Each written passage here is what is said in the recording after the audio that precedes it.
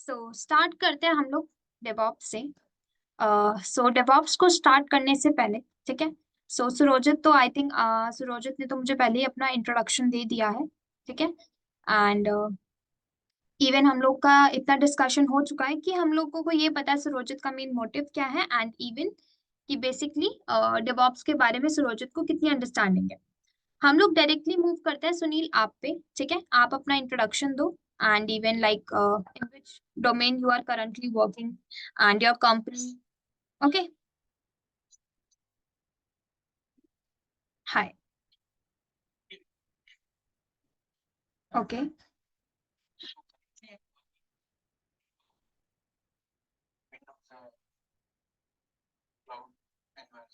Okay,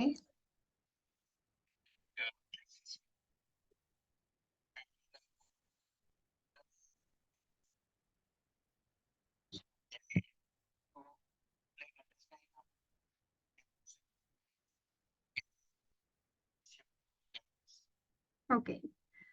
So basically, your motive is that you want to switch your domain and your field. Okay, great.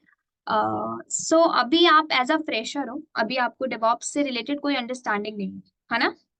Okay, okay, no problem. So Surojit, आपको कुछ कहना है? Okay, हम लोग start करते हैं directly, ठीक है। ऑलरेडी 7:13 हो चुके हैं। बात करते हैं डेवॉप्स की। डेवॉप्स क्या होता है, ठीक है। मैं सबसे पहले तो अपना इंट्रोडक्शन भी दे देती हूँ। Hi, this is Shikha, and I'll be your DevOps trainer. I'm not going to teach you all of the tools. Like जितने भी आपके DevOps के अंदर tools होते हैं, मैं ही सिर्फ और सिर्फ डिलीवर नहीं करूंगी। हमारी कंपनी में जितने और ट्रेनर्स हैं, वो सभी आपको डिलीवरी देंगे बाकी सभी टूल्स की, ठीक है। अभी राइट नाउ आपकी जो फर्स्ट क्लास है इंट्रोडक्शन की डेवॉप्स के ऊपर, वो मैं आपकी लूंगी, ठीक है। वो मैं आपको डिलीवर करूंगी। एंड जो बाकी के टूल्स किस टाइप से रहेंगे, कौन डिलीवर करेगा, कौन सा ट्रेनर होगा, ठीक है। एंड कितने टाइम तक ये चलेगा, एंड आपका कंटेंट एंड ऑल्सो ये सब कुछ आपको आप हेल्प डेस्क पे कवर अप कर सकते हैं, एक बार क्लियर कर सकते हैं अपनी क्वेरीज को। एंड इवन आप संजय सर से भी डायरेक्टली डिस्कस कर सकते हैं रिगार्डिंग दिस, ठीक है। या दिस इज शिका। आज की जो डेवॉप्स की इंट्रोडक्शन है वो मैं ही आपकी कवर अप करने वाली। हम लोग स्टार्ट करते हैं क्लास को।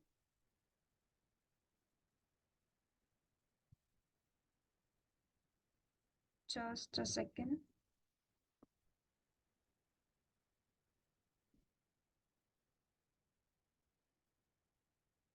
आई थिंक मेरी स्क्रीन आप सभी को विजिबल रहेगी अभी। I think it is visible. DevOps. Let's understand first DevOps.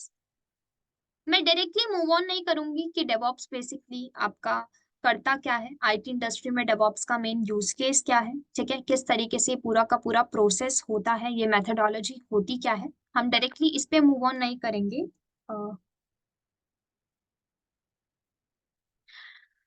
हम लोग पहले ये जानेंगे ये जो डेवॉप्स टर्म है, इस टर्म से हमारा मतलब क्या है। ये जो टर्म है ये क्या हमारे लिए मीन करती है, ठीक है, इन रियल लाइफ, और मैं बात करूं इन इंडस्ट्री, आपकी आईटी इंडस्ट्री में, ठीक है।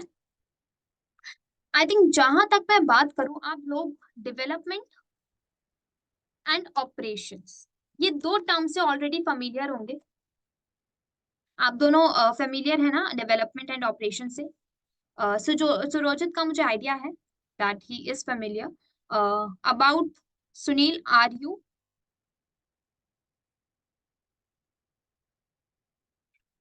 डेवलपमेंट एंड ऑपरेशंस आपको नहीं पता, नो प्रॉब्लम। लेट्स अंडरस्टैंड, पहले हम लोग इन दोनों टर्म्स को अंडरस्टैंड करते हैं। डेवलपमेंट से हमारा मतलब क्या होता है एंड ऑपरेशन से डेवलपमेंट मतलब क्या होता है? डेवलप मतलब किसी भी चीज को मैन्युफैक्चर करना, किसी भी चीज को जनरेट करना, डेवलप करना, जैसे हम हिंदी में बोलते हैं उत्पादन करना। जैसे हम लोग अनाज होता है आपका फूड, उसका उत्पादन करते हैं, उसका मैन्युफैक्चरिंग करते हैं, है ना?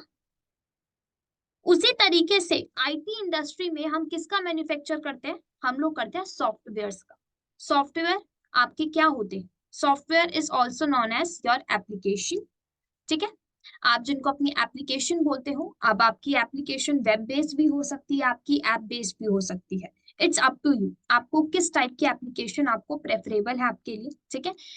सो सॉफ्टवेयर से मतलब होता है एप्लीकेशन, ऐसी एप्स जो हम लोग हमारी लाइफ में, हमारे पूरे डे में, ऑन अ डेली बेसिस हम लोग यूज करते हैं। हमारी छोटी से छोटी रिसोर्सेस जो होते हैं, हमारी छोटी से छोटी जरूरतों को पूरे करने के लिए हम लोग ऐसे सॉफ्टवेयर्स का यूज करते हैं, और जिन्हें हम लोग एप्लीकेशंस कहते हैं। फॉर एग्जाम्पल अगर मैं बात करूं, राइट ना, अगर मान लो मुझे अभी भूख लग रही है, ठीक है, मैं एकदम लाइक इतनी ज्यादा मुझे स्टार्विंग टाइप फील हो रहा है कि मुझे अभी डायरेक्ट खाना चाहिए। सो उस केस में मैं क्या करूंगी, या तो मेरे पास ऑप्शन है मैं किसी रेस्टोरेंट जा सकती हूँ, ठीक है, किसी कैफे एंड ऑल जाकर मैं वहां से खाना ले सकती हूँ, वहां पे जाके खाना खा सकती हूँ। या सेकेंड ऑप्शन क्या होता है, अगर आपके पास लाइक आप इतनी कैपेबिलिटी भी नहीं है, आप इतने एबल नहीं हो कि आप जा सकते हो रेस्टोरेंट, या फिर आपको लगता है नहीं तबियत भी ठीक नहीं है, तो उस केस में हम लोग क्या करते हैं, ऑर्डर करते हैं, क्या करते हैं, फूड को ऑर्डर कर लेते हैं। तो किसके थ्रू ऑर्डर करते हो आप उस टाइम पे एक एप्लीकेशन का यूज करते हो, एक ऐसे सॉफ्टवेयर का यूज करते हो जो स्पेसिफिकली आपके खाने के लिए बनाया गया है, विच मीन्स आप एक ऐसी फूड बेस्ड एप्लीकेशन का यूज करते हो। अब वो आप वेब के ऊपर यूज कर रहे हो तो it is known as web based application, अगर आप अपने फोन के ऊपर यूज करते हो तो इसको हम बोल देते हैं ऐप बेस्ड एप्लीकेशन, है ना। So software is known as application, और वो सॉफ्टवेयर जो हम लोग डेली बेसिस पे यूज करते हैं। इतना ही नहीं, अगर मैं बात करूं हम लोग एप्लीकेशन का यूज, हमारे जो आधे से ज्यादा, अगर मैं बात करूं हम सभी लोग फुली बोल लो या फिर आप बोलो आधे डिपेंडेंट है, बट मोस्टली अगर मैं बात करूं आज के एरा में हम लोग पूरी तरीके से रिसोर्सेज विच मीन्स हमारे ऐसे सॉफ्टवेयर के ऊपर डिपेंड है जो कि हमारी जरूरतों को, जो कि हमारी नीड्स को फुलफिल करते हैं। सच एज अगर मैं बात करूं मुझे अभी कुछ चीज बाय करनी है तो मैं ऑनलाइन एप्लीकेशन यूज करती हूँ। फॉर एग्जाम्पल मुझे कपड़े चाहिए, इंस्टेंट चाहिए, तो मैं अपना किसी भी ऑनलाइन एप्लीकेशन का यूज कर सकती हूँ। मुझे इंस्टेंट फूड चाहिए तो मैं ऑनलाइन एप्लीकेशन पे जाऊंगी। मुझे इंस्टेंट अपनी टिकट बुक करानी है तो मैं किसी ऑनलाइन एप्लीकेशन पे जाऊंगी। सो देर आर मल्टीपल एप्लीकेशंस, और मैं बोलूँ सॉफ्टवेयर हर एक चीज को, हर एक टास्क को कंप्लीट करने के लिए बनाए गए, ठीक है। और वो बनाना, वो जो प्रोसेस होता है बनाने का, जनरेट का, मैन्युफैक्चर करने का, उसी को हम लोग बोलते हैं डेवलपमेंट। सो डेवलपमेंट का मतलब होता है बनना, जनरेट होना। किस चीज का जनरेट, आईटी इंडस्ट्री में जैसे आपका सॉफ्टवेयर का मैन्युफैक्चर, सॉफ्टवेयर का डेवलपमेंट हो रहा है। आपके ऑटोमोबाइल इंडस्ट्री में आप ले लो, आपकी कार का मैन्युफैक्चर हो रहा है। आप एग्रीकल्चर इंडस्ट्री में ले लो, आपका फूड का मैन्युफैक्चर हो रहा है। मतलब देर आर मेनी इंडस्ट्रीज जो कि डिफरेंट डिफरेंट रिसोर्सेज को मैन्युफैक्चर करती है अपनी कस्टमर्स की नीड को देखते हुए, ठीक है। सो डेवलपमेंट का मतलब क्या होता है, किसी भी चीज को मैन्युफैक्चर करना, बनाना। अब ऑपरेशंस, आई थिंक ऑपरेशंस तो क्लियर है। ऑपरेशंस मतलब टास्क एंड एक्टिविटीज जो हम करते हैं। अब किसी भी चीज को अगर हम बना रहे हैं तो उसके लिए हम कुछ ना कुछ तो काम करेंगे ना कोई टास्क तो रन करेंगे ना कुछ ऑपरेशंस तो करेंगे। फॉर एग्जाम्पल एक सॉफ्टवेयर बन रहा है तो उस सॉफ्टवेयर को बनाते टाइम वो डिफरेंट डिफरेंट स्टेजेस से निकलता है, डिफरेंट डिफरेंट स्टेजेस से होते हुए जाता है। एंड ये जो काम हम लोग करते हैं उन डिफरेंट डिफरेंट स्टेजेस पे, जो डिफरेंट डिफरेंट ऑपरेशंस हम लोग डन करते हैं, इसी को हम लोग बोलते हैं operations. So development and operation मतलब किसी भी प्रोडक्ट को बनाने के लिए हम लोग कुछ ऑपरेशंस करते हैं, तब जाके हमारा एक प्रोडक्ट हमारे सामने डेवलप होता है। इसी वजह से कहते हैं डेवलपमेंट एंड ऑपरेशंस। इतना ही नहीं, ये जो डिवॉप्स होता है इसको कहा जाता है, ये कोलैबोरेशन है इन दोनों टीम्स का। या आप बोल रहे हो कोलैबोरेशन, काफी जगह इंटरसेक्शन बोलते हैं, काफी जगह हम लोग ये बोलते हैं डिवॉप्स इनका मीडिएटर है, एक प्रॉब्लम को सॉल्व करता है। जो पहले काम मैनुअल हो रहा था वो ऑटोमेशन पे हो रहा है डिवॉप्स के थ्रू। तो डिवॉप्स को बहुत चीजें बोली जाती है कि development team and operation team का एक तरीके से आप बोल सकते हो मीडिएटर, या फिर क्या है ये आपका एक इंटरसेक्शन। मतलब डेवलपमेंट टीम का काम क्या होता है, जैसे मैंने आपको बता ही दिया, मतलब किसी भी प्रोडक्ट को बिल्डअप करना, मैन्युफैक्चर करना।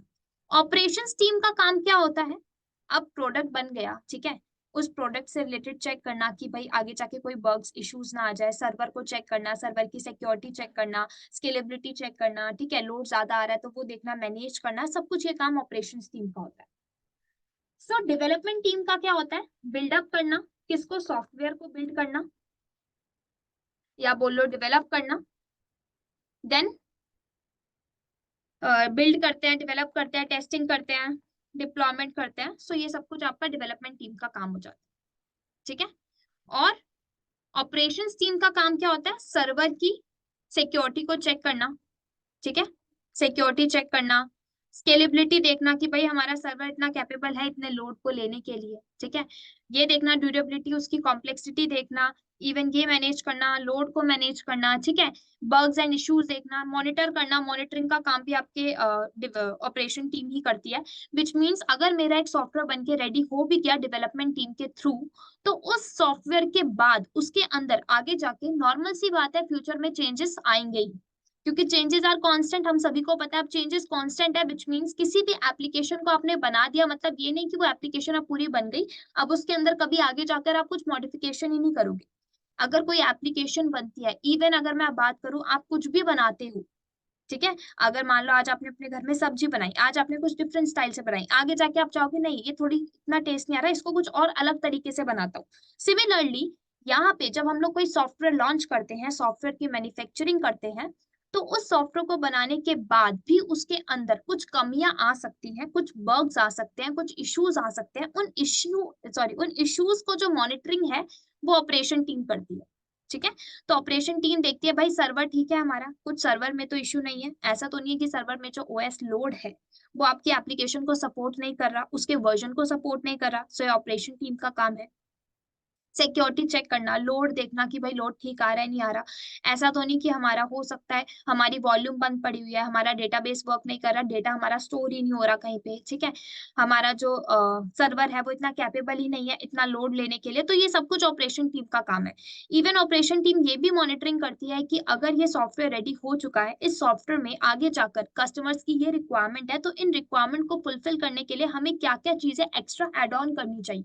सो ये एक फीडबैक लूप के फॉर्म में ये डेवलपमेंट टीम को ये बताते हैं कि आप इसके अंदर अपना सॉफ्टवेयर जो आपने बिल्डअप किया ना, इसके अंदर कुछ एक्स्ट्रा चेंजेस करो और इसको और मॉडिफाई करके एक न्यू प्रोडक्ट लॉन्च करो। सो development team and operation team जब आपस में मिलकर काम करती है ना, तो उसी प्रोसेस को, उसी मेथोडोलॉजी को हम लोग क्या बोल देते हैं, DevOps. So in reality DevOps is not a tool, ये कोई आपका टूल नहीं है, ये एक टेक्नोलॉजी है, या फिर आप बोल सकते हैं एक ऐसी प्रोसेस है जो आपकी डेवलपमेंट टीम और ऑपरेशन टीम को आपस में कोलैबोरेट करने में मदद करनी है, एक कनेक्शन बनाने में मदद करती है। तभी जो डेवॉप्स है ना वो इन दोनों टर्म से लिया गया है, डेवलपमेंट टीम का डेव एंड ऑपरेशन टीम का ऑप्स। यहाँ तक क्लियर है?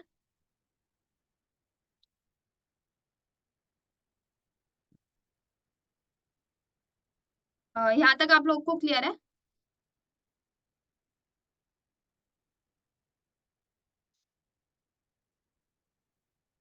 ओके।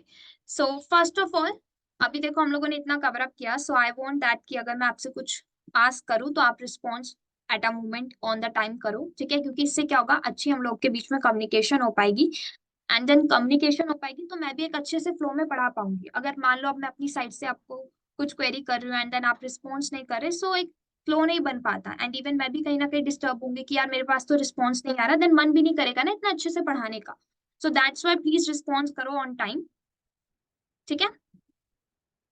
अब डेवॉप्स का मतलब तो हमें पता चल चुका है, डेवलपमेंट एंड ऑपरेशंस का एक कोलैबोरेशन, मतलब डेवलप भी हो रहा है और वो ऑपरेशन भी कर रहा है, ठीक है। तो डेवॉप्स के अंदर दोनों टीम्स आपस में वर्क करती है। अब ये जो वर्क करती है ना, पहले के टाइम पे अगर मैं बात करूं तो पहले के टाइम पे क्या होता था, ये जो वर्क होता था, ये जो प्रोसेस होता था, ये सब मैनुअल होता था। मैनुअल एज इन हर एक काम आपके पास मैन पावर होनी चाहिए थी, उस मैन पावर के थ्रू किया जाता था। मतलब कंपनीज जो थी मैन पावर हायर करती थी, उनको कॉस्ट देती थी, रिसोर्सेज बाय करती थी, वहां पे कॉस्टिंग करती थी, एंड देन उनको बताती थी कि आपका काम ये है, आप ये प्रोसेस करो, आपका काम ये है, ये प्रोसेस करो, आप ये करो, आप ये करो, सबको दे दिया जाता था, ठीक है।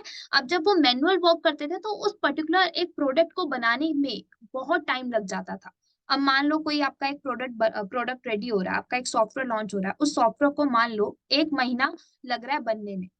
तो अब मान लो अगर एक कंपनी को ऐसे 5-6 सॉफ्टवेयर चाहिए और कुछ ऐसे सॉफ्टवेयर जिनके अंदर कुछ मॉडिफिकेशन चाहिए, तो ऐसे तो बहुत ज्यादा टाइम लग जाएगा। तो डेवॉप्स ने आपके इस पर्टिकुलर काम को, आपकी ये जो प्रोसेस था development team and operation team के थ्रू जो होता था, ये जो मैनुअल वर्क होता था, उस काम को थोड़ा इजी किया। इजी किस वे में?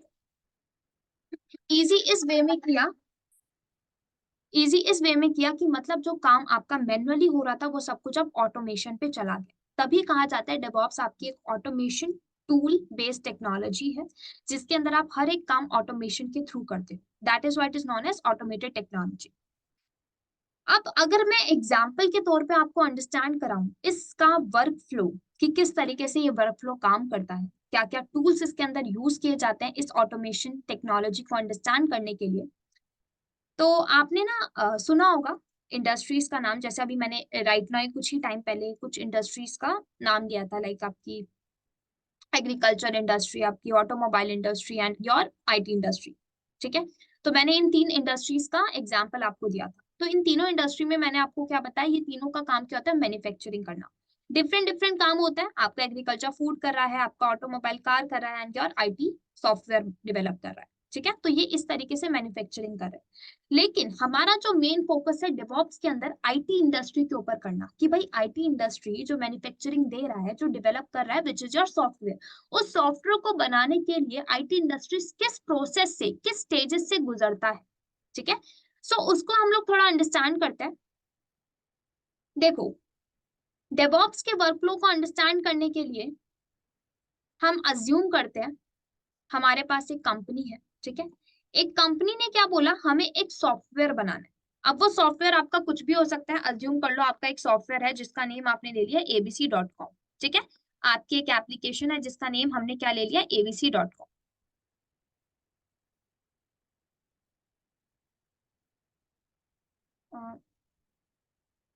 यहाँ ले लेती हूँ। ठीक है, abc.com नाम की एक एप्लीकेशन है जो मेरे को बनानी है, मुझे रेडी करनी है। तो ये इस एप्लीकेशन को बनाने के लिए मुझे क्या क्या स्टेजेस यूज करने पड़ेंगे, किन किन ऑटोमेशन टूल्स का यूज करना पड़ेगा, तो पहले हम उन्हें अंडरस्टैंड कर। अब देखो, हम सभी को पता है एक सॉफ्टवेयर को बनाने के लिए हमें सबसे पहला जो स्टेप होता है वो क्या करना पड़ता है, प्रोग्राम। हमें क्या करनी पड़ती है, प्रोग्राम, या फिर आप बोलो आपको सोर्स कोड राइट करना पड़ता है। तो हम सभी को पता है कोई भी अगर सॉफ्टवेयर बनता है, कोई भी एप्लीकेशन बनती है, तो उसके पीछे प्रोग्रामिंग की जाती है। तो वो प्रोग्रामिंग कौन करता है, प्रोग्रामिंग आपके डेवलपर्स करते हैं। सो सबसे पहले हमारी जो कंपनी है वो क्या करेगी, अपने डेवलपर्स हायर करेंगे। अज्यूम करते हैं, मान लो मेरे पास 3 डेवलपर्स हैं। ठीक है, ले लेते हैं इनको, ये आपका डेव 1 हो गया, ये आपका डेव 2 हो गया, ये आपका डेव 3 हो गया। Just a second.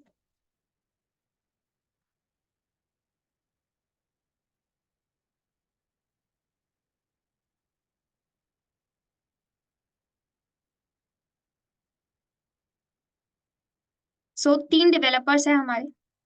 इन तीनों डेवलपर से बोला गया कि आपको ना इस एप्लीकेशन से रिलेटेड प्रोग्रामिंग करनी है, या फिर आप बोल लो कोडिंग करनी है। सो इनको प्रोग्रामिंग करनी है, तो अब ये क्या करेंगे, प्रोग्राम्स लिखेंगे। अज्यूम कर लेते हैं इन्होंने एक फाइल लॉन्च की index.html नाम की, इसने भी एक फाइल बनाई index.html2 नाम की, इसने भी एक फाइल बनाई index.html3 नाम की। अब क्या कहा गया कि आप क्या करो, डेवलपर 1 से कहा गया कि आप इस फाइल के अंदर अपनी प्रोग्राम्स लिखो, अपनी फाइल से, अपनी एप्लीकेशन से रिलेटेड। डेवलपर 2 से भी यही कहा, डेवलपर 3 से भी यही कहा। इन तीनों ने अपनी एप्लीकेशन से रिलेटेड तीनों ने प्रोग्राम्स लिखे अपनी अपनी फाइल्स के अंदर। ठीक है, अब मान लो ये जो प्रोग्राम लिख रहे हैं, अज्यूम करते हैं ये हमारा है डेवलपर 1। ये डेवलपर 1 ने अपनी एक फाइल बनाई index.html। ठीक है, इस फाइल के अंदर आकर डेवलपर 1 ने प्रोग्रामिंग क्या ली, फॉर एग्जाम्पल कुछ भी ले लो, हाय दिस इज, या फिर हेलो वर्ल्ड नाम से इसने एक प्रोग्राम लिखा, हेलो वर्ल्ड। ठीक है, ये प्रोग्राम इसने लिखा, इसने आज लिखा। इसने सोचा कि भाई मेरा कहीं जो मैंने अभी प्रोग्राम लिखा है वो कहीं गायब ना हो जाए, मैं उसको सेव कर लेता हूँ अपने लोकल पे। तो मान लो इसने एक जो कॉपी है इसकी अपने लोकल पे सेव कर ली, क्यों, कभी मान लो आपकी इस फाइल की इसको दोबारा नीड पड़ गई इस प्रोग्राम की, तो इसके पास ये ऑलरेडी ये प्रोग्राम होगा। अब मान लो अगले दिन फिर इसने अपनी फाइल को खोला, इसने आगे क्या लिखा, हेलो वर्ल्ड 2। फिर इसने अपनी ये जो फाइल है इसकी कॉपी अपने लोकल पे सेव कर ली। अगले दिन फिर इसने अपनी फाइल को खोला। अब इसने क्या किया, इस टाइम पे ये जो पहले के प्रोग्राम लिखे थे ना, इनको रिमूव करके इसने क्या कहा, इनको रिमूव करके उसने बोला उसको ये प्रोग्राम ठीक नहीं लगे, तो उसने कुछ न्यू प्रोग्राम यहाँ पे लिख दिया, हेलो वर्ल्ड 3 कर। अब क्या होगा, अगर मान लो अब डेवलपर 1 को कुछ दिनों बाद अपने पुराने प्रोग्राम्स की नीड पड़ी, तो उसके पास क्या है, अपने वो अपने लोकल से उठा सकता है वो प्रोग्राम्स, ठीक है। अब मान लो यहाँ पे तो चलो उसने 2 प्रोग्राम की कॉपी ली थी, अब मान लो उसने ऐसे पता नहीं कितने टाइम से वो ऐसे ही कर रहा था, कॉपीज अपने लोकल पे सेव कर रहा था विदाउट कुछ एक्स्ट्रा नेम प्रोवाइड किए, जस्ट सेव किया जा रहा था। अब मान लो नंबर ऑफ कॉपीज उसके पास हो गई 1000+। अब अगर उसको अपना जो फर्स्ट प्रोग्राम चाहिए वो चाहिए, या मान लो उसको फिर फिफ्थ नंबर का प्रोग्राम चाहिए, तो उस केस में वो क्या करेगा, उस केस में या तो उसके पास एक ऑप्शन है, जितने भी उसने कॉपी सेव किया ना लोकल में, एक एक को ओपन करके देखे भाई फिफ्थ नंबर का प्रोग्राम कौन सा था, कौन सा याद भी नहीं है उसको, अब क्या करे। चेक भी कर लिया उसने प्रोग्राम, दोबारा से लिखेगा, फिर देखेगा नहीं ये वाला भी नहीं था, ये वाला भी नहीं था, चेक करेगा। मतलब ये सब कुछ टाइम कितना कंज्यूम कर रहे हैं, ठीक है। मतलब कि अगर आप अपने एनवायरमेंट के ऊपर, सबसे पहले तो अगर आप अपने एनवायरमेंट के ऊपर लोकली कॉपी सेव कर रहे हो, ठीक है, आपने इसके अंदर प्रोग्रामिंग की, फर्स्ट कमिट किया लोकल में सेव कर ली, सेकंड किया फिर सेव कर लिया, थर्ड किया फिर सेव कर लिया, ऐसे नंबर ऑफ कॉपीज आपके एनवायरमेंट में आ जाएगी, आपके रिसोर्स के अंदर आ जाएगी, और रिसोर्स का जो रैम है वो ऑलरेडी भर जाएगा। फिर आपको क्या करना है, कुछ ना कुछ रैम के लिए कुछ ना कुछ आप स्पेस खाली करो, एम्प्टी करो स्पेस को, या अलग से इसके अंदर कुछ हार्ड डिस्क ऐड ऑन करो। तो बढ़िया क्या है, आप इस प्रोसेस को छोड़कर, इवन ये थोड़ा कॉम्प्लेक्स प्रोसेस भी था, इस प्रोसेस को छोड़कर कौन सा प्रोसेस यूज करो, गिट का। गिट क्या होता है, गिट एक ऐसा वेब बेस्ड प्लेटफॉर्म है। बेसिकली गिट आप बोल सकते हैं एक सर्विस है, गिटहब एक ऐसा वेब बेस्ड प्लेटफॉर्म है। गिटहब कहता है कि आप क्या करो, आप ना डेवलपर से बोलो लोकली सेव ना करे, वो अपने अपने एनवायरमेंट पर क्या करे, गिट का पैकेज इंस्टॉल कर, ठीक है। जब ये लोग अपने अपने एनवायरमेंट में गिट का पैकेज इंस्टॉल करेंगे तो इनके एनवायरमेंट में गिट रन होगा, एंड गिट रन होगा तो गिट कहता है कि जो भी कॉपीज आप लोकली सेव कर रहे हो ना मत करो, ऑटोमेटिकली सेव मैं करके दूंगा, आपको कुछ नहीं करना, आप गिट का पैकेज इंस्टॉल करो, गिट की सर्विस स्टार्ट हो जाएगी। अपनी एक रेपोजिटरी क्रिएट करो, उस रेपोजिटरी में बैठकर अपने प्रोग्राम्स लिखो एक फाइल के अंदर। आपने प्रोग्राम्स लिखे, फर्स्ट नंबर पे प्रोग्राम किया, कमिट किया, चेंजेस सेव, उसकी ट्रैकिंग डन होगी टाइम टू टाइम, ठीक है। आपको बस अपनी फाइल को एक स्टेजिंग एरिया में डालना होता है, ट्रैकिंग ऑटोमेटिकली डन होगी। जितने भी कमिट्स आप करोगे वो आपके गिट के पास आते रहेंगे, उसकी ट्रैकिंग होती रहेगी। मान लो फर्स्ट नंबर पे प्रोग्राम ये लिखा, आप उस दिन देख लोगे भाई किस डेट पे लिखा था, अच्छा ये रहा, क्या डेट था, क्या टाइम था, किस ऑथर ने लिखा, सब कुछ आपको प्रोवाइड होगा। आपको टेंशन लेने की नीड नहीं, आपको सारे कमिट्स ऑन अ एक सीरियल वाइज मिलेंगे, एक नंबरिंग में, कि फर्स्ट नंबर का आपका अच्छा ये कमिट था, सेकंड नंबर का ये था, थर्ड नंबर का ये था, आपको पता चल जाएगा अच्छा फर्स्ट नंबर पे मैंने ये कमिट किया अपने प्रोग्राम से रिलेटेड। तो गिट हमें क्या किया गया, कंपनीज ने इन तीनों डेवलपर्स के एनवायरमेंट में गिट इंस्टॉल कर दिया, और कहा गया कि आप लोकल मत सेव करो, आप गिट का पैकेज आपके में इंस्टॉल्ड है, आप सिंपल प्रोग्राम लिखो अपनी अपनी फाइल्स के अंदर, ठीक है। क्यों, क्योंकि भाई वर्जनिंग ऑटोमेटिकली मेंटेन हो रही है, कॉपीज मेंटेन हो रही है, ट्रैकिंग सब कुछ डन हो रही है, आपको कोई टेंशन लेने की नहीं। अब इनसे कहा गया जब आप तीनों प्रोग्राम लिख लोगे ना, तो आप क्या करो, अपने प्रोग्राम को एक सेंट्रलाइज लोकेशन के ऊपर सेंड करो। सेंट्रलाइज लोकेशन से मतलब है ये तीनों अपनी अपनी जो फाइल है जिनके अंदर इन्होंने प्रोग्राम लिखे हैं ना, वो कहाँ पे भेजेंगे, या तो कंपनी अपना खुद का एक रजिस्ट्री सर्वर बना के रखे वहां पे ले सकती है गिटहब की तरह, या फिर बेटर है गिटहब का यूज करें। किसका, गिटहब का। गिट की तरह ही होता है, लेकिन गिट आपको एक वेब बेस्ड प्लेटफॉर्म नहीं देता, आपको अपनी लोकल मशीन के अंदर इसे इंस्टॉल करना पड़ता है। गिटहब आपको एक पूरा वेब बेस्ड प्लेटफॉर्म देता है, वो कहता है कि आप इस प्लेटफॉर्म का यूज करो, यहाँ पे अपनी एक रेपोजिटरी क्रिएट करो, रेपोजिटरी को आप एक फोल्डर भी बोल सकते हो, ठीक है।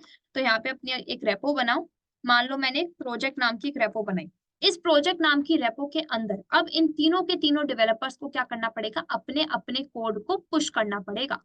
तो मान लो डेवलपर वन ने यहाँ पे अपनी फाइल पुश कर दी index.html, यहाँ पे इसने पुश कर दी index.html2, यहाँ पे इसने पुश कर दी index.html3, तीनों ने अपनी पुश कर दी। अब जो गिटहब इंजीनियर यहाँ बैठा होगा वो तीनों के कोड को चेक करेगा, देखेगा, ठीक है। सब कुछ चेक करने के बाद आपस में मर्जिंग करेगा और एक सिंगल उसने फाइल लॉन्च कर दी, अज्यूम कर लेते हैं फाइल क्या बनाई, index.html4, ये एक सिंगल फाइल उसने बना दी, जिसको आप बोल सकते हो एक रॉ मटेरियल आपके पास आ चुका है, जिसके अंदर आपका क्या लिखा गया है, सोर्स कोड, ठीक है। तो इसके अंदर क्या है, आपका प्रोग्राम लिखा गया। अब देखो जहां पे गिट आपकी वर्जनिंग मेंटेन कर रहा था, आपकी ट्रैकिंग सब कुछ डन हो रही थी, सेम आपको गिटहब भी प्रोवाइड करता है, ठीक है। गिटहब भी कहता है आपकी वर्जनिंग मेंटेन होगी, वर्जनिंग मींस कॉपीज गिटहब के पास जाएंगी, जितने भी कमिट्स आप करोगे, जितने भी चेंजेस आप डन करोगे, आपकी सारी चेंजेस की ट्रैकिंग होगी, किस टाइम पे चेंज आया, किस टाइम कौन सी डेट थी, आपके कौन से डेवलपर ने किया, ठीक है, कौन सी ब्रांच से किया, कोई टैग था, ये सब आपको प्रोवाइड होगा। ठीक है। सो गिटहब आपका एक ऐसा प्लेटफॉर्म होता है, एक ऐसा ऑटोमेशन टूल होता है जो आपको कहता है आप रेपोजिटरी बनाओ और अपने प्रोग्राम्स को यहाँ पे पुश करो। एक सेंट्रलाइज लोकेशन है जहाँ पे आप अपने जितने भी सोर्स कोड होते हैं, आपकी कुछ एक्स्ट्रा फाइल्स होती है, आप यहाँ पे सेव करके लिख सकते हो, सेव करके रख सकते हो, फिर आपको कभी भी लेना है आप यहाँ से ले लो। तो यहाँ पे आप पब्लिक रेपोजिटरी और प्राइवेट रेपोजिटरी दोनों बनाते हो। पब्लिक फॉर लाइक आप दूसरों को भी अगर देना चाहते हो, कोलैबोरेशन के फॉर्मेट में काम करना चाहते हो तो आप पब्लिक रखो। इन केस अगर आप प्राइवेट रखना चाहते हो सिर्फ और सिर्फ अपने यूज के लिए, अपनी कंपनी के यूज के लिए, तो आप प्राइवेट रख सकते हो। अज्यूम करो, अब मैं आपको एग्जाम्पल में दिखाती हूँ। ये जैसे मेरा गिटहब का अकाउंट है, तो यहाँ पे आपको दिख रही होंगी मेरी सारी रेपोजिटरी है। हम लोग मान लो इस फाइल को मैंने खोला, इस रेपोजिटरी को, यहाँ पे आपको दिखेंगी कुछ फाइल्स। ठीक है। सो इस फाइल्स के अंदर क्या है, मेरे प्रोग्राम लिखे गए, ये देखो। ठीक है। home.xml, यहाँ पे देखो ये प्रोग्राम्स है, ये सोर्स कोड है सारे। सो आपके भी सोर्स कोड इसी तरीके से आपको विजिबल हो। ठीक है। So I think GitHub automation tool आप सबको समझ आ चुका होगा, फर्स्ट ऑटोमेशन टूल। क्लियर है।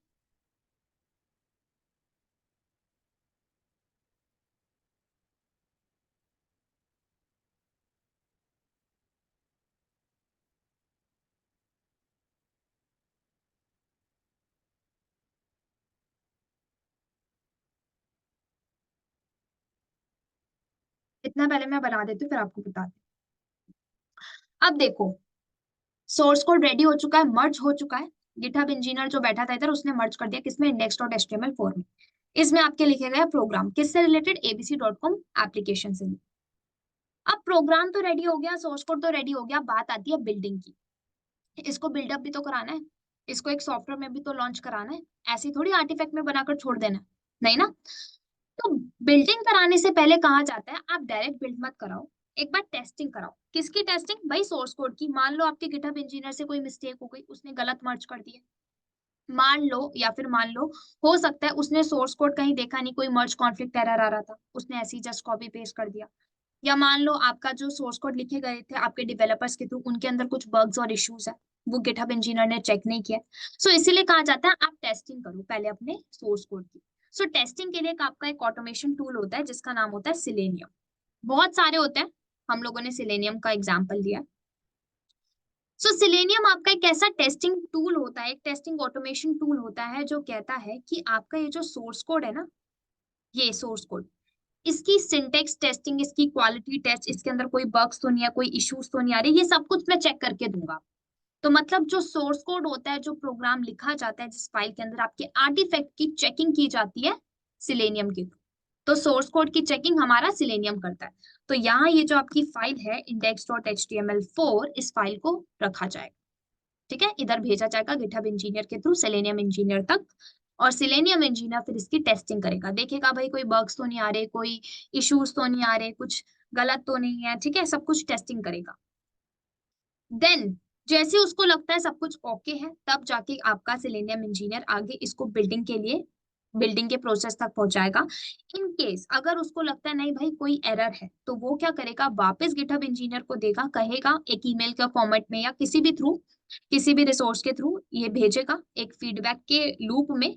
सिलेनियम इंजीनियर गिटहब इंजीनियर को बताएगा कि भाई इस फाइल के अंदर कुछ इश्यूज है, जो इश्यूज उसको मिलेंगे वो इसको बताएगा। एंड देन गिटहब इंजीनियर अपने डेवलपर से बोलेगा कि इसके अंदर जाकर चेंजेस करो आगे।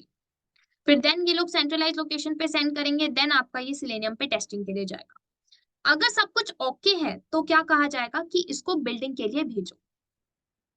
अब बिल्डिंग के लिए भी आपका एक ऑटोमेशन टूल होता है मार्विन, जिसको आप बोलते हो बिल्डिंग ऑटोमेशन टूल। ठीक है, मार्विन आपका एक ऐसा बिल्ड टूल है। मार्विन ही नहीं है, बहुत सारे हैं। जैसे आपके पहले, मार्विन से पहले आपके दो यूज होते थे like Gradle and then and. ठीक है, सो ग्रेडल आप बोल सकते हो, पहले सबसे पहले आपका एंट आया था एंड देयर आफ्टर ग्रेडल आया था। सो एंट में कुछ कमियां थी, उसके डिसएडवांटेजेस को, उसके कंसिक्वेंसेस को कवर अप किया था ग्रेडल ने। एंड देन ग्रेडल के अंदर बहुत सारे जो जो भी इश्यूज आ रहे थे उसको और मॉडिफाई करके मार्विन बना। सो मार्विन अभी आपका मोस्टली यूज किया जाता है कंपनीज में भी, एंड इजी टू यूज है।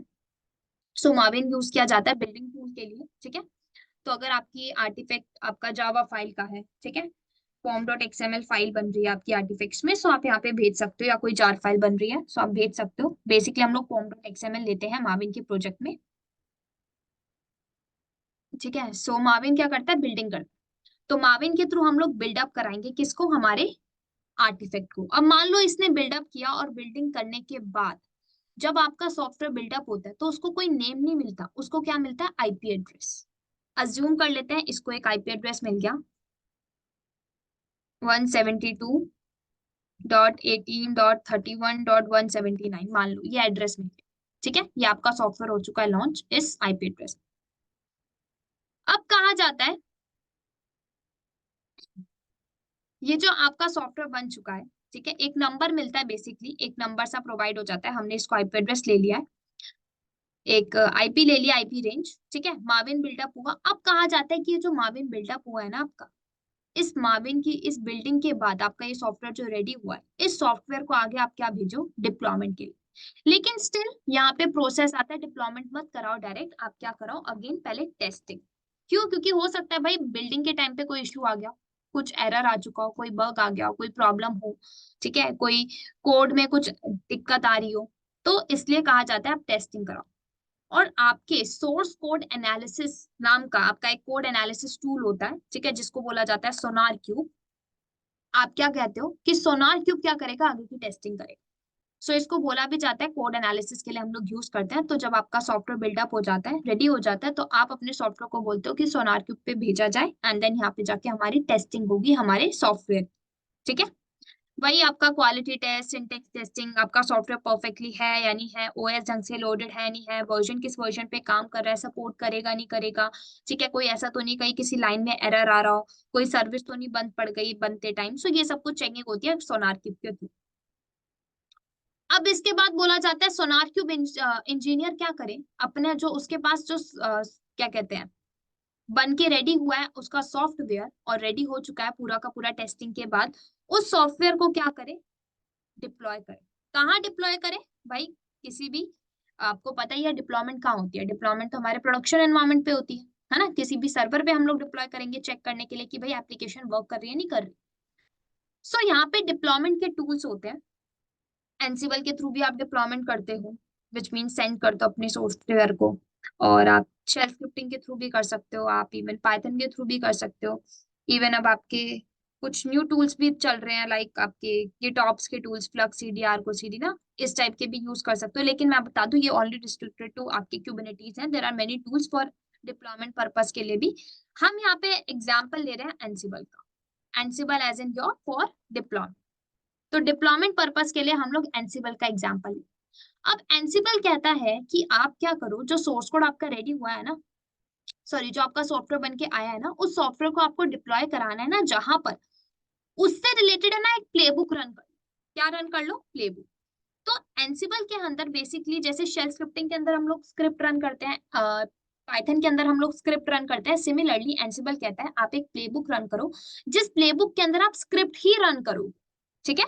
तो स्क्रिप्ट में आप बताओ कि आप चाहते हो कि आपका जो सॉफ्टवेयर है वो इस पर्टिकुलर सर्वर पे जाके डिप्लॉय हो जाए, ठीक है, ताकि आपके कस्टमर यहाँ पे हिट करे तो आपको उनको आपकी एप्लीकेशन विजिबल हो। सो आप यहाँ पे प्लेबुक रन करते हो एक स्क्रिप्ट फॉर्मेट में, एंड देन उस स्क्रिप्ट के अंदर आप डिफाइन करते हो आपका ये सॉफ्टवेयर किस होस्ट पे जाएगा, किस सर्वर पे जाके डिप्लॉय। तो एक चीज मैं आपको बता दूं, आप कभी भी डायरेक्ट डिप्लॉयमेंट प्रोडक्शन पे नहीं करते हो। आप कहाँ करते हो, सबसे पहले जो प्रोडक्ट आप डिप्लॉयमेंट करते हो वो कहाँ करते हो, स्टेजिंग एनवायरमेंट पर। स्टेजिंग जिसे आप बोल सकते हो, क्या बोलते हो, प्री प्रोडक्शन एनवायरमेंट। सो यहाँ पे ना हम प्री प्रोडक्शन एनवायरमेंट क्रिएट कर लेते हैं, ये रहा। एंड इसी तरीके से एक ये बना लेते हैं,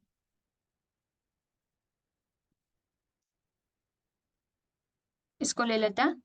it will be your pre production environment, और आप बोल सकते हो स्टेजिंग एनवायरमेंट।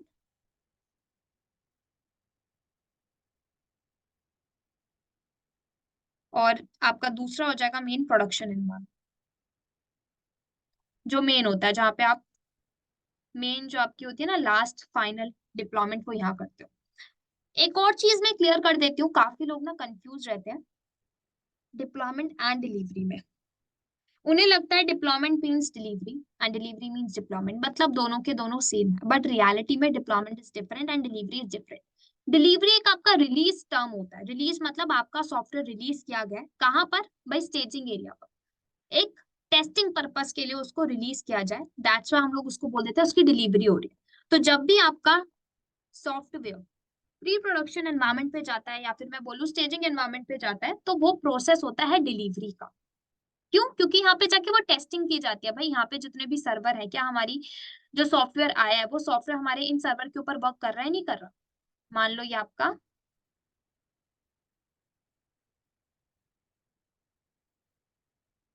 ये वैसे यहाँ पे मैंने आईपी एड्रेस दे दिया, मैं आपको पहले ही क्लैरिफाई कर दूं, ये आईपी एड्रेस नहीं मिलता, इसको एक बेसिकली नंबर सा मिल जाता है, नंबरिंग से।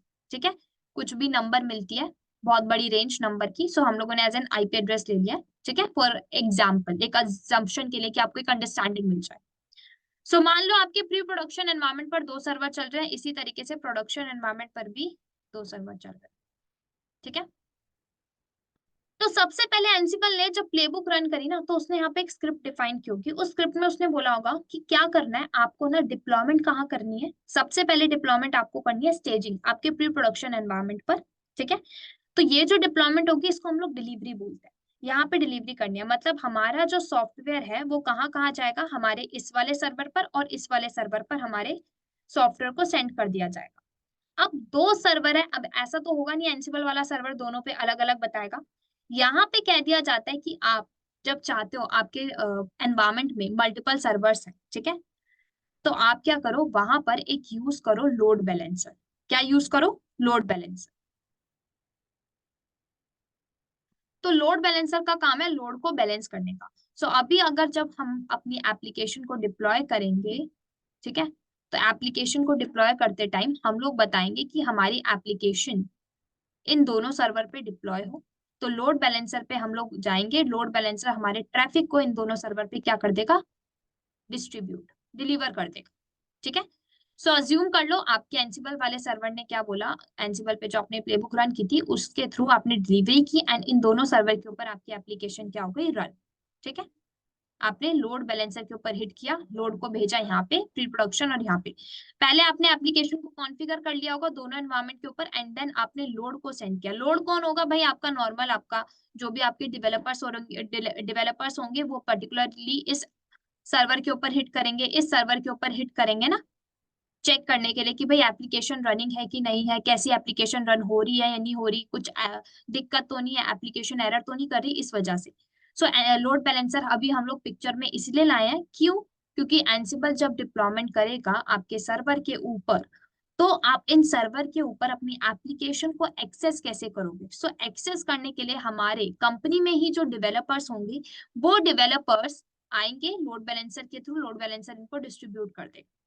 रादर अगर अभी आप पिक्चर में लोड बैलेंसर नहीं भी लेते तो भी कोई इशू नहीं, बट एक अंडरस्टैंडिंग के लिए हम लोगों ने लोड बैलेंसर को ले लिया। क्यों? क्योंकि आपको एक अंडरस्टैंडिंग मिल जाए, लोड बैलेंसर का काम है लोड को बैलेंस करना एंड डिस्ट्रीब्यूट करना। सिमिलरली अगर हमें लगता है कि हमारी एप्लीकेशन परफेक्ट है, एकदम ठीक चल रही है, सब कुछ किसी भी हर एक वर्जन पे सपोर्ट करिए, हर एक ओएस पे सपोर्ट करिए, तब जाके एंसिबल डिप्लॉयमेंट करता है कहाँ पर, आपके प्रोडक्शन एनवायरनमेंट के ऊपर। तो ये प्लेबुक रन कर देगा और प्लेबुक में बता देगा हमारे पास इस सर्वर के ऊपर आपको इस एनवायरनमेंट के ऊपर जाकर डिप्लॉयमेंट करनी है, तो आपकी एप्लीकेशन इन दोनों सर्वर पे वर्क करेगी। ठीक है, एंड जब दोनों सर्वर के ऊपर आपकी एप्लीकेशन आएगी, तो जो प्रोडक्शन एनवायरनमेंट पे कस्टमर्स की क्वेरी आएगी, कस्टमर्स की रिक्वेस्ट आएगी, कस्टमर्स आपकी एप्लीकेशन को एक्सेस कर पाएंगे। ये कैसे करेंगे, इस पार्ट को अभी हम लोग क्लियर करते हैं। आई थिंक आप लोग को एंसिबल से स्टेजिंग एरिया तक का पार्ट क्लियर हुआ होगा कि डिलीवरी की जाती है प्लेबुक के थ्रू, आपकी एप्लीकेशन यहाँ कॉन्फ़िगर की जाती है, एंड देन आपके जो कस्टमर्स रहते हैं, कस्टमर तो नहीं देते, हम लोग अपने ही डेवलपर्स को बोलते हैं कि आप लोग टेस्टिंग पर्पस के लिए एप्लीकेशन को एक्सेस करो। अब एप्लीकेशन को एक्सेस इसीलिए किया जाता है कि मान लो फॉर एग्जाम्पल, अब ये जो abc.com थी, मान लो ये आपकी कोई ऐसी पेटीएम रिलेटेड, पेटीएम बेस्ड आपकी एप्लीकेशन थी। जैसे पेटीएम आपकी एक एप्लीकेशन है जहाँ पे आप क्रेडिट करते हो, डेबिट करते हो, ठीक है, आपकी ट्रांजेक्शन आपको दिखती है सब, रिचार्ज करते हो, there are many things we can do with Paytm. So इसी तरीके से abc.com मान लो आपकी एक पेटीएम की तरह ही आपकी एक एप्लीकेशन है। ठीक है, तो अब मान लो abc.com में आपने कुछ चीज खरीदी, तो आपके अकाउंट से कुछ अमाउंट डेबिट हो गया। लेकिन सेम आपको कुछ अगले दिन आपके लाइक फ्रेंड ने आपको कुछ पैसे भेजे, लेकिन आपके पास पैसे नहीं आए, क्रेडिट नहीं हुआ, लेकिन उसकी साइड से डेबिट हो चुका। सो मान लो यहाँ पे कुछ इश्यू आ रहा है, तो ये इशू क्यों आया? बिकॉज आपके सोर्स कोड में कोई इशू होगा। सोर्स कोड में नहीं है इशू तो डेवलप के टाइम, बिल्डिंग के टाइम पे इशू होगा। बिल्डिंग के टाइम पे इशू नहीं है तो कहीं एंसिबल वाले जो इंजीनियर था उसके थ्रू कोई इशू हुआ होगा, उसने कोई गलती कर दी होगी, या डिलीवरी के टाइम पे कोई इशू हुआ होगा, कोई सर्विस स्टार्ट नहीं होगी। सो इसी वजह से कहा जाता है कि पहले आप टेस्टिंग करो, डायरेक्ट डिप्लॉयमेंट करने से बेटर है। क्यों? क्योंकि अगर आप डायरेक्ट डिप्लॉयमेंट करते हो तो आपके कस्टमर्स जब आपकी एप्लीकेशन को एक्सेस करेंगे तो उनको एरर शो होगा। एंड देन जब एरर शो होगा तो ऑफ कोर्स सी बात है भाई, कोई भी किसी और वेबसाइट के ऊपर जाना चाहेगा। वो क्यों चाहेगा? अपना लॉस कराना, है ना। अगर हम लोग किसी एप्लीकेशन को ओपन करते हैं एंड वो बफर करता है या फिर हमें एरर शो करता है, तो हम लोग भी सिंपली दूसरी एप्लीकेशन पे मूव ऑन करते हैं। सिमिलरली हमारी एप्लीकेशन से भी जो हमारे कस्टमर्स होंगे वो दूसरी साइड मूव कर सकते हैं, इन केस अगर हमारी एप्लीकेशन परफेक्टली वर्क नहीं करती। क्लियर है यहाँ तक सबको?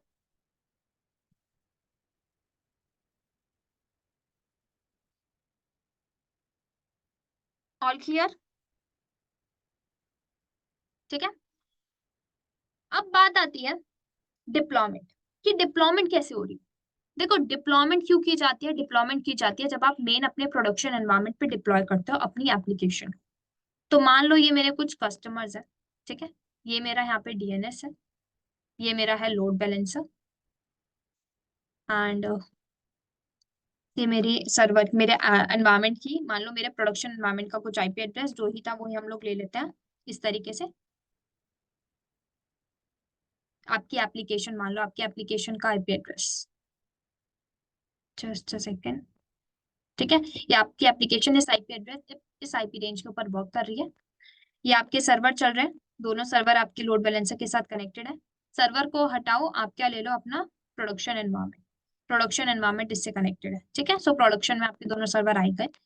अब हम लोग क्या करते हैं, हमारे लोड बैलेंसर को मैप कराते हैं डीएनएस से। उसके पीछे एक रीजन होता है, मैं आपको बताती हूँ। एंड देन यहाँ पे आप अपने कस्टमर से बोलते हो डीएनएस पे हिट करो।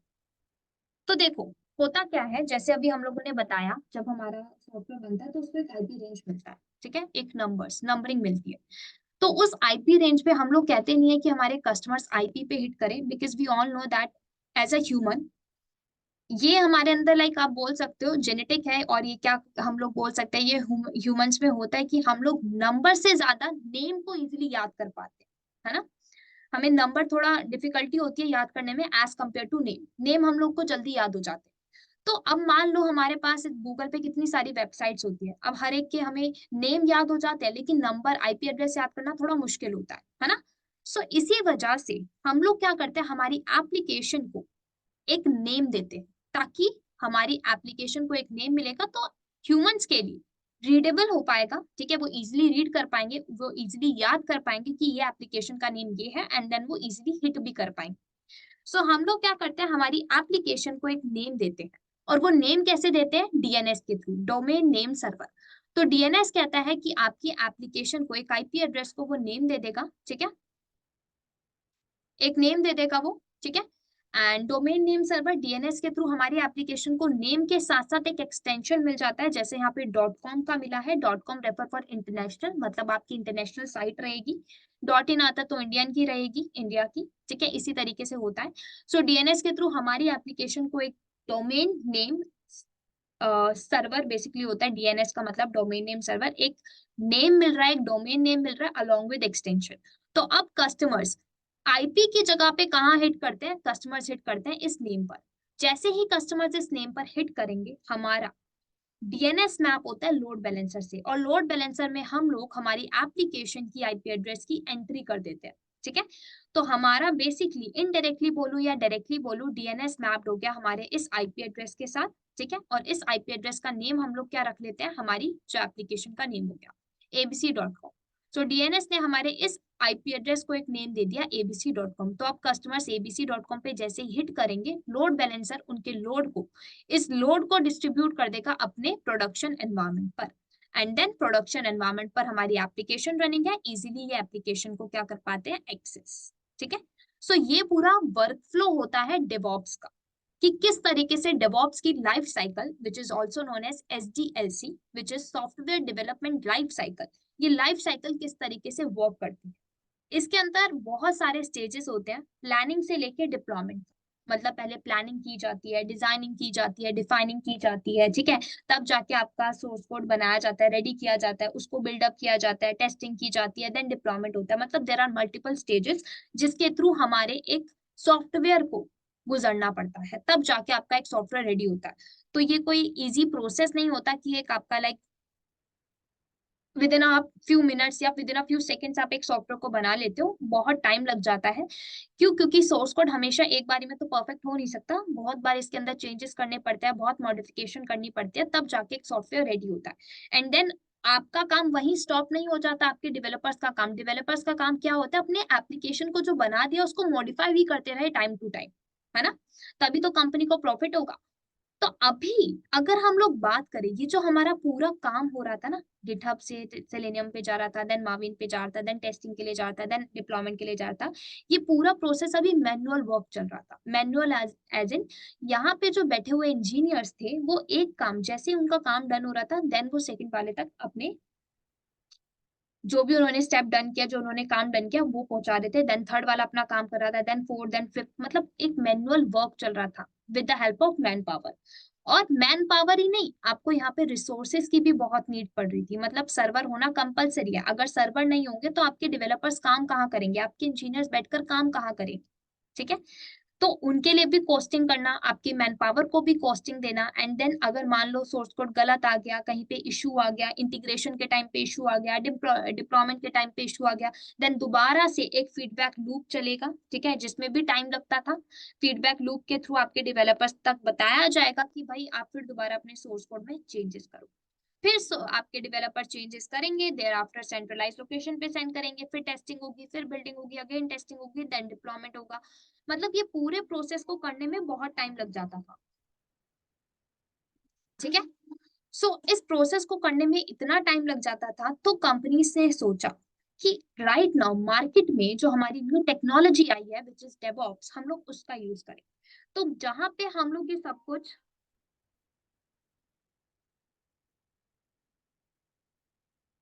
जहां पे ये सब कुछ हम लोग मैन पावर के थ्रू करते थे, ठीक है, मैनुअली करते थे, वो सब हम लोगों ने किसके थ्रू करना शुरू कर दिया? ऑटोमेशन के थ्रू।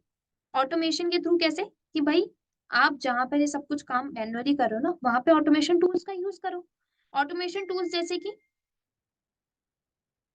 आपके हो गए, गिटहब हो गया, आपका ऑटोमेशन टूल आ चुका है, सेलेनियम के प्लगइन्स आ चुके हैं, माविन के प्लगइन्स आ चुके हैं, आपके सोनारक्यूब के प्लगइन्स हैं, ठीक है। इवन आपके एनसिबल का जो है, एनसिबल की जगह पे आप किसी और टूल्स का यूज करो, आप गिटलैब का यूज कर लो, आप गिटलैब के थ्रू आपका सब काम हो जाता है, ठीक है। तो मैं बताती हूँ आपको ऑटोमेशन टूल का यूज कैसे किया गया। आप सभी लोग आई थिंक अगर जेनकिन से फेमिलियर होंगे तो आप इस चीज को अंडरस्टैंड कर पाओगे। जेनकिंस, CI/CD, इस टूल को ना इंटीग्रेशन टूल भी कहा जाता है। इंटीग्रेशन से मतलब है कि जो काम आप मैन्युअली कर रहे हो ना, उस काम को आप ऑटोमेशन के थ्रू कर सकते हो जब आप जेनकिंस का यूज करते हो। तो जेनकिंस कहता है वो एक इंटीग्रेशन टूल है। इंटीग्रेशन का मतलब क्या होता है? आपस में जोड़ना, एक कनेक्शन बनाना, ठीक है, जनरेट करना। तो जेनकिंस कहता है वो एक इंटीग्रेशन टूल है जो कि आपको CI एंड CD दोनों की फंक्शनैलिटी दे रहा है। कंटिन्यू इंटीग्रेशन, कंटिन्यू फॉर्मेट में जनरेट होगा, आपका जो सॉफ्टवेयर है वो कंटिन्यू बनेगा, रेडी होगा, मैन्युफैक्चर होगा। जो डेवलपमेंट का प्रोसेस है कंटिन्यू रहेगा, ठीक है, वहां कोई भी आपको इंजीनियर की नीड नहीं पड़ेगी, कोई मैन पावर की नीड नहीं है, सब कुछ कंटिन्यू रहेगा। डिप्लॉयमेंट कंटिन्यू रहेगा, किस तरीके से? जैसे ही सॉफ्टवेयर रेडी हुआ ना, उसका डायरेक्ट डिप्लॉयमेंट कर दिया जाएगा। कहाँ पर? एनसिबल के थ्रू। अब एनसिबल आगे का प्रोसेस डन करे, जो ऑपरेशंस की टीम है वो चेक करे भाई सर्वर कैसा है, कैसा नहीं है, ठीक है। एनसिबल के थ्रू डिप्लॉयमेंट तो हो गई, अब बाकी का काम ऑपरेशंस टीम का हो जाता है। मतलब CI का प्रोसेस आप यहाँ से ले सकते हो, ये प्रोसेस CI का प्रोसेस होता है कंटिन्यू इंटीग्रेशन, जिसमें आपका सॉफ्टवेयर का जो जनरेशन हो रहा होता है, या फिर आप बोलो मैन्युफैक्चरिंग जो हो रही होती है सॉफ्टवेयर की, कंटिन्यू रहती है। सिमिलरली ये जो प्रोसेस होता है आपका CD का कहलाता है, जिसमें आप कंटिन्यू डिप्लॉयमेंट करते हो अपने एनवायरमेंट तक। अभी मैं इतना ले लेती हूँ क्योंकि नीचे ना थोड़ी वो हो रही है, थोड़ा ज्यादा लाइन्स हो रही है, तो थोड़ा अंडरस्टैंडिंग खराब होगी। तो एनसिबल से ये डिप्लॉयमेंट तक प्रोसेस, ये पूरा का पूरा जहां पर डिप्लॉयमेंट होता है आपका यहाँ पे, ठीक है, ये प्रोसेस ले लो, ये हो जाता है आपका CD का कंटिन्यू डिप्लॉयमेंट। यहाँ तक जैसे डिप्लॉयमेंट डन, जेनकिंस का काम खत्म। तो जेनकिंस कहता है कि आपका जो काम मैन पावर के थ्रू हो रहा था ना, वो हटा दो, उसके थ्रू आप मेरा फंक्शंस, मेरी टेक्नोलॉजी का यूज करो। कैसे? गिटहब को जेनकिंस के साथ इंटीग्रेट करा दो, गिटहब का जेनकिंस के साथ एक कनेक्शन बना दो। कनेक्शन बना, जेनकिंस कहता है जहां पे आप ये रिसोर्सेज खरीद रहे थे ना बाहर से, मत खरीदो।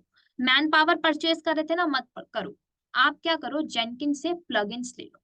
ठीक है, तो जेनकिंस अपनी प्लगइन्स लेता है, इन प्लगइन्स का यूज करो, अपना जो प्रोसेस है अपने प्रोडक्ट को बनाने का, अपने सॉफ्टवेयर को डेवलप करने का, सब कुछ ऑटोमेशन के थ्रू करो। यहाँ पे ऑटोमेशन की प्लगइन्स है, उनके थ्रू करो, ऑटोमेटिकली आपका बिल्ड होगा। आपको कोई मैन पावर की नीड नहीं, कोई कॉस्ट कटिंग करने की नीड नहीं, सॉरी कॉस्टिंग देने की नीड नहीं, कोई टाइम कंज्यूम नहीं होगा, कोई एरर नहीं आएगा, जो भी टाइप एरर्स हो जाते हैं वो भी नहीं आएंगे। ठीक है, इंटीग्रेशन में टाइम नहीं लगेगा। तो बहुत सारे बेनिफिट्स आपको मिले। एंड इवन इतना ही नहीं, जेनकिंस कहता है एंसिबल की भी इंटीग्रेशन करा दो। जैसे इंटीग्रेशन कराओगे एंसिबल में प्लेबुक रन, एंसिबल कर देगा डिप्लॉयमेंट। तो दैट्स वाई कहा जाता है कंटिन्यू डिप्लॉयमेंट का काम भी कर रहा है। कंटिन्यू डिलीवरी, कंटिन्यू डिप्लॉयमेंट आप दोनों बोल सकते हैं। ठीक है, सो ये काम होता है, ये होता है पूरा का पूरा, आप बोल सकते हैं वर्क फ्लो डेवऑप्स का, जिसमें सब काम ऑटोमेशन पे चला गया है अब जेनकिंस के थ्रू। ठीक है, एंड इवन अब तो आपका जेनकिंस को भी रिप्लेस कर चुका है आपके अदर्स टूल ने, लाइक आपका गिटलैब जो न्यू आया है। ठीक है, गिटहब का ही आप बोल सकते हो एक एडवांस्ड वर्जन है, जिसमें आपकी ट्रैकिंग, वर्जनिंग, आपकी जेनकिंस के थ्रू जो इंटीग्रेशन वाली फंक्शनैलिटी है वो भी प्रोवाइड हो रही है। मतलब गिटलैब कहता है वो गिटहब और जेनकिंस दोनों की फंक्शनैलिटी आपस में एक टूल में आपको मिल रही है। तो अब सभी लोग मोस्टली गिटलैब के ऊपर मूव ऑन हो चुके हैं। यहाँ तक सबको क्लियर है? कोई भी डाउट हो इस पूरे के पूरे प्रोसेस को अंडरस्टैंड करने में तो आप मुझसे अभी पूछ सकते हैं।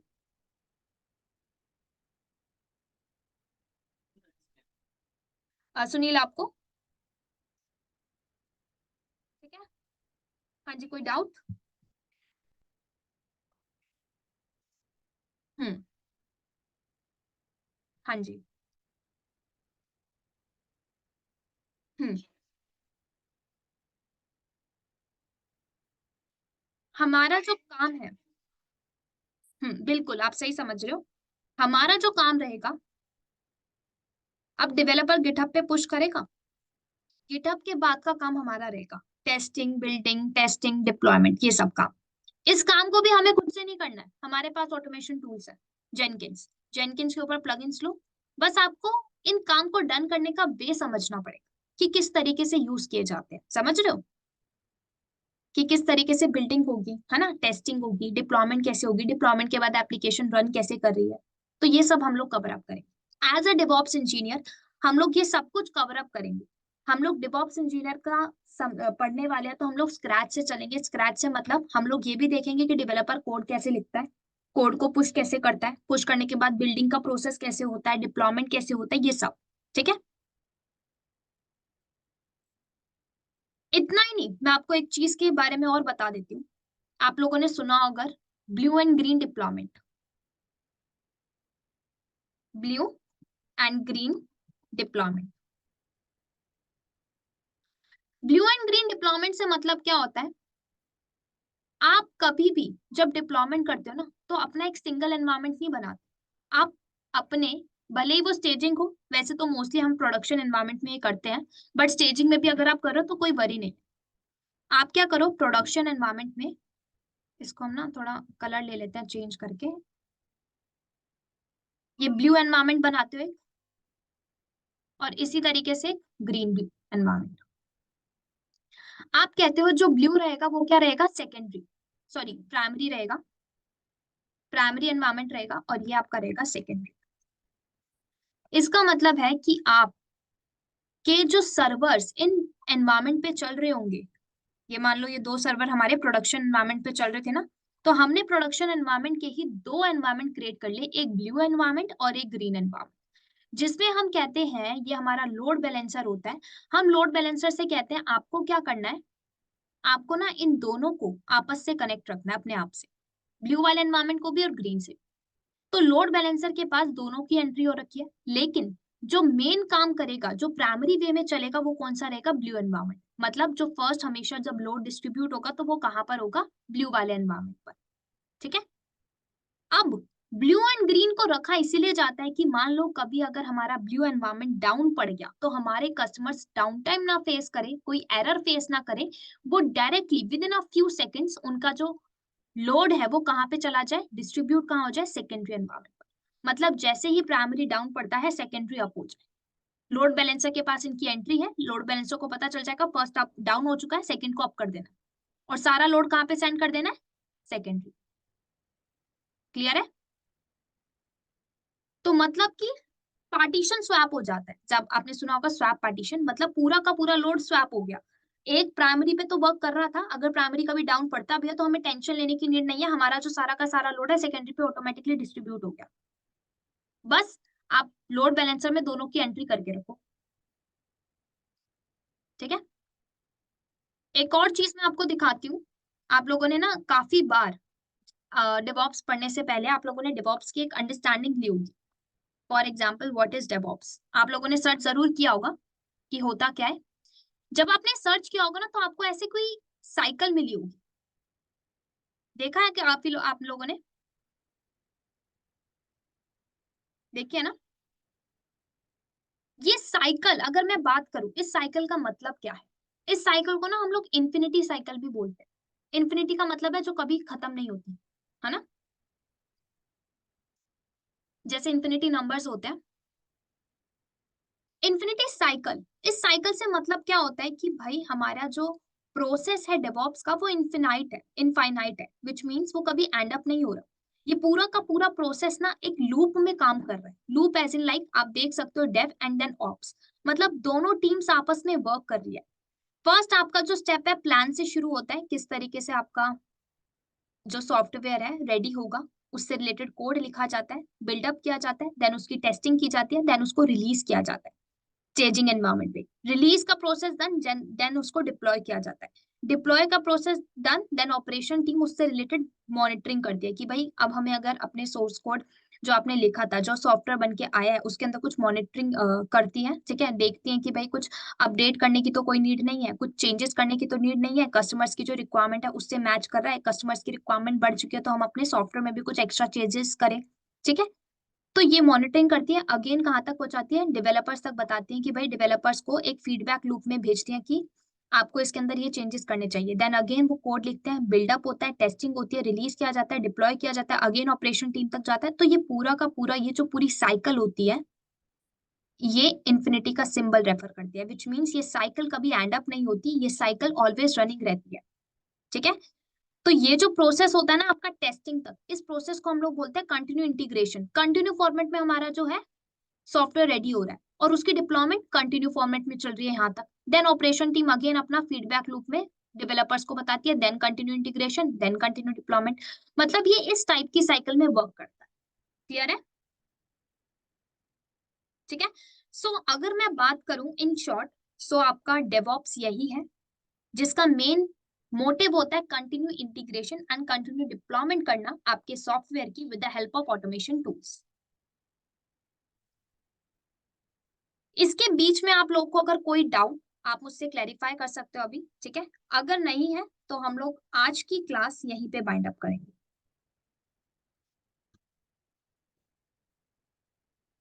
सबको क्लियर?